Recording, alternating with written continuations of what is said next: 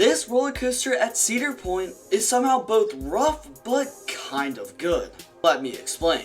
So this is Rougarou at Cedar Point. This coaster originally opened up as Mantis, a stand-up roller coaster in 1996. It was later converted to a floorless coaster in 2014 due to how rough and uncomfortable stand-up coasters can be. The coaster was manufactured by Bolliger & Mabillard, otherwise known as B&M. Rougarou features 3,900 feet of track, a 137-foot drop, reaches a top speed of 60 miles per hour, features 4 different inversions, and is located right next to Millennium Force. So what exactly makes this coaster special?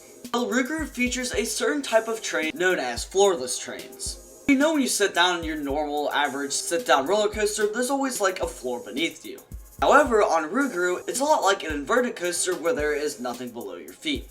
Except Rougarou is not an inverted coaster. These trains make you feel like you're like right on top of the track, and it's honestly a pretty cool experience. So now that we know some basic information about Rougarou, let's find out how this coaster is both somehow rough but also kind of good. So after the floor drops out from beneath you, curve slightly to the left and begin your ascent up the 145-foot lift hill.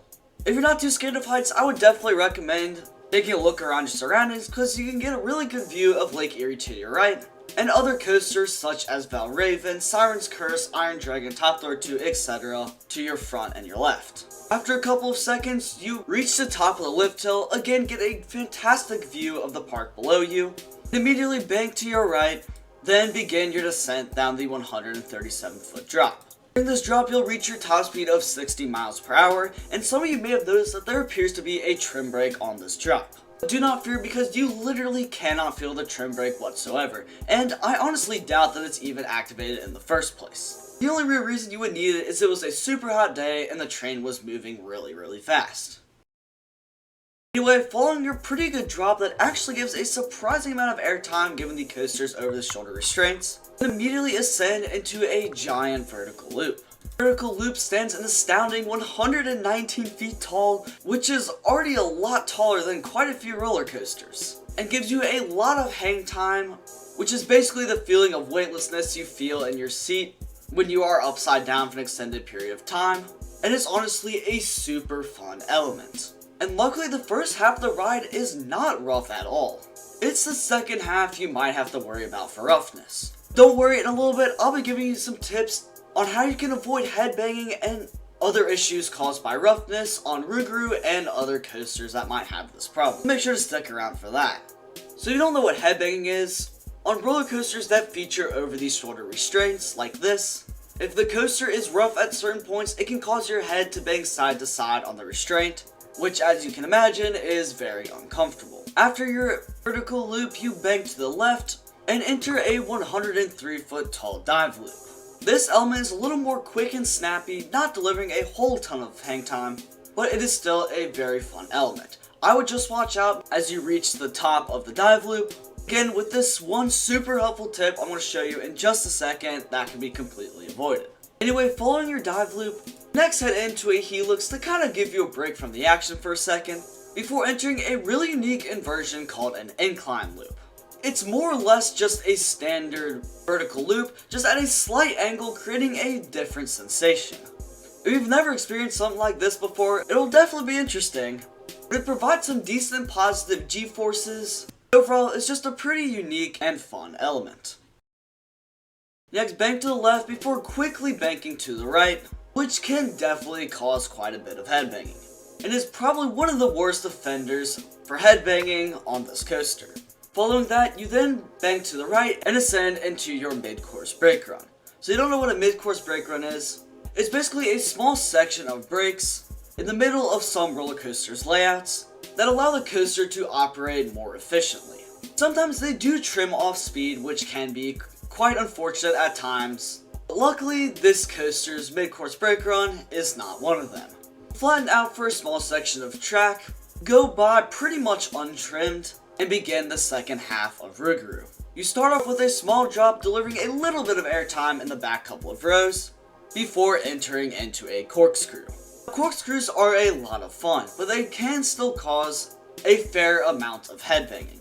Definitely watch out for that, but it's still a nice fun element. You then immediately bank to the left, into more or less like a half helix, quickly bank to the right again, enter another helix, a nice head chopper, bank to the left again, then bank to the right again, and finally conclude your ride on Rougarou. Now you're probably wondering, what the heck just happened? So after Rougarou's mid-course brake run, you enter into something called the twister section. So the twister section is a part of many roller coasters, usually found in the second half of the ride, that features a bunch of low to the ground twists and turns and helixes and sometimes a couple inversions. You'll find these on a lot of B&M floorless coasters, and they can really be a lot of fun, especially if the coaster is not very rough. Rougarou's twister section is no exception. You have a lot of speed going into the twister section, and it's actually a fairly long one too. It's really cool to see you intertwining with all the other track and whatnot, getting some cool head chopper effects, and really feeling like you're going fast because of how low to the ground you are. But this is probably the section with the most headbanging. So again, watch out for that, but if you can avoid it, it's going to be a ton of fun. Then following the twister section, you hit your final brake run, and that concludes your ride on Rougarou. So this layout is honestly not bad at all, but it's pretty much impossible to enjoy it if you don't know how to avoid headbanging. But luckily for you guys, I'm going to teach you how to do just that. So as we know, headbanging is when you bang your head side to side on an over the shoulder restraint. It's overall just uncomfortable and can cause headaches at times. So the best way to avoid this is actually really simple.